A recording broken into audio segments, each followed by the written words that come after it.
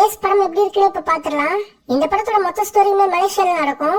இதுல அவினாஷ், பிருத்விராஜ் மொத்தமா 2 வில்லன்ஸ். விஜய் சேதுபதி ருக்மிணி வசந்த் இந்த 2 வில்லன்ஸ் கிட்டயும் லாக் ஆகுறாங்க. ஒரு பெரிய அமௌண்ட்டை செட்டில் பண்ணாதான் இதுல இருந்து வெளியில வர முடியும். இதுக்காக நம்ம விஜய் சேதுபதி ஒரு ஹைஸ்டுக்கு பிளான் போடுறாரு. இதுக்கு அடுத்து நடக்க போற த்ரில்லான சம்பவங்கள் தான் ஏஸ். எனக்கு இந்த படம் ஒரு டீசென்ட் வாட்சான மூவியா இருந்தது. ஆக்சுவலா இந்த மூவி மேல எனக்கு பெருசா எக்ஸ்பெக்டேஷன்ஸ் கிடையாது. பட் படம் என்ன பெருசா ஏமாத்தல. ஃபர்ஸ்ட் ஹாஃப் பொறுத்த வரைக்கும் எனக்கு கொஞ்சம் ஓகேவா தான் இருந்தது. ரெஸ்டாரண்ட்ல வர ஃபைட் சீன், கேம் ஆடுற சீன் ஃபர்ஸ்ட் ஹாஃப்ல நல்லா இருந்தது.